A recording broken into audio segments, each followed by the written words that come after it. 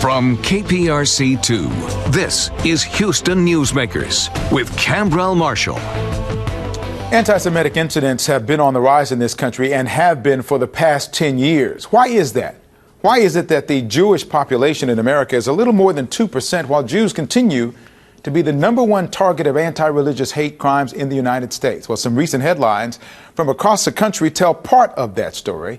From the Sacramento Bee, anti-Semitic banners prompt investigation by campus police. From the Arizona Mirror, Kari Lake endorses anti-Semitic Oklahoma Republican. From the New York Times severs ties with Palestinian freelancer following surface social media posts calling killing of Jews. From Wisconsin Public Radio, very dangerous anti-Semitism in Wisconsin remains near record high, report says. Recent attacks on synagogues in this country have been frequent enough, in combination with other incidents, that it prompted the U.S. House to pass a bill in May by a 420-1 vote.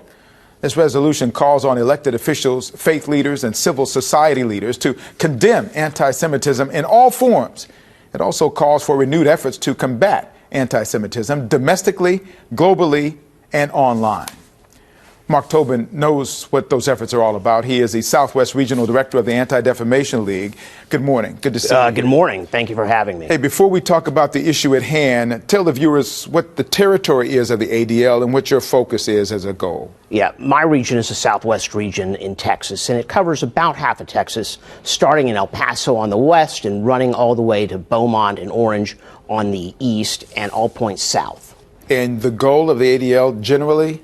Our mission includes combating the defamation of the Jewish people, as well as securing justice and fair treatment for all.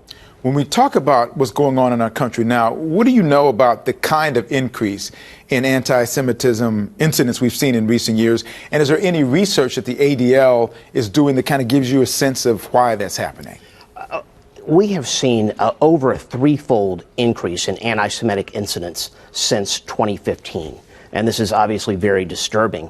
What's even more disturbing is that we track in our annual audit really three kinds of incidents: harassment, arson, and vandalism, and assault. And it's that last category which has been clicking up each year, and that is a particular trouble spot. So people may not understand what the definition of anti-Semitic is. Could you tell people what that is and how that differs from somebody who would say, I'm anti-Israel, that doesn't make me anti-Semitic? Well, a bit to unpack in that one question, but I'll start. Essentially, and there are various definitions of anti-Semitism. There's one that has been adopted by a prominent international body, which many institutions rely upon. But in essence, it is a form of hatred. It is actually the world's oldest hatred that it continues to today, and that is a hate against a person simply because they are Jewish. This whole process, you talked about the uptick, and I know the ADL has programs on its website and in actuality that are designed to educate people about hate. I know the No Place for Hate program is one of those kinds of things as well. What do you have on your site? And when people go to their site, I'm assuming that they got to get to your site before they can actually get some information to make it work. Is that part of the challenge, to get those people who most need to go to your site to go there? It's always a challenge to educate those who need the greatest amount of education.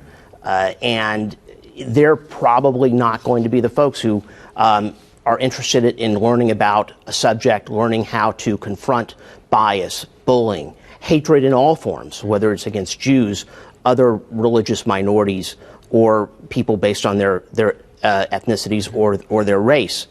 And so it's a different strategy depending upon who you are seeking to educate.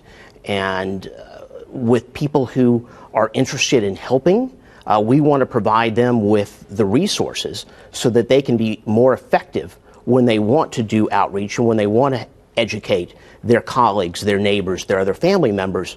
When you're talking about people who are committed to hatred, and whether this number has been stagnant or is rising is a little bit unclear, but we know that they've been much more boisterous, much more active, and much more comfortable expressing their anti-Semitism and their racism over the last few years. And that's a very different strategy, which doesn't always involve confronting them directly. And I know that anti-Semitism was already a big enough challenge, but now comes the internet. And with the internet, it is provided a big increase across all platforms, really. How much tougher is that making the job of fighting against the spread of hate that you already have had that now becomes a little bit more challenging? It is an enormous challenge, and it has created the opportunity for the exponential spread of anti-Semitism and hate.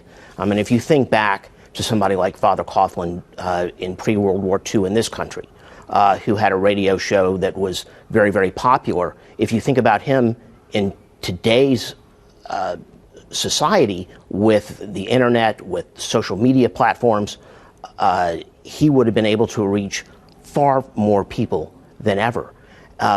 So what we have right now are many Father Coughlins, people who are espousing hate, people who are becoming radicalized on the internet. You know, there's many examples of some of the worst people who have gone out and killed people, whether it's in a synagogue or a mosque or other places. They are typically individuals who have been, you know, poring over this literature and efforts to explain away issues in society by blaming and scapegoating others. And at some point, they reach a point where they take up arms and go kill people. And that's a problem, and it's really scary, and we see that, and we're concerned about it all the time. You mentioned Father Coughlin. I don't want people to go scramble to Google and find out what that is. A little bit about that, his background that really makes it spike, and you make your antenna go up. Well, he had a radio show in the lead up to World War II, in which he was in many ways mimicking the anti-Jewish cause and fomenting anti-Semitism. And he was able to reach a number of people who shared his views. I know that you have a lot of partnerships that you have in the community. Talk about how the value of those partnerships, and if what the ADL is doing, how much that can help other groups that are also fighting forms of bigotry and prejudice that are rising at this point. Well, as I mentioned at the onset, our mission is related, it's integral. Combating anti-Semitism and securing justice and freedom for all, it's all essentially part of the same effort. Because we understand that no minority in this country is safe as long as someone is being persecuted for their beliefs, for their ethnic status, for their religion.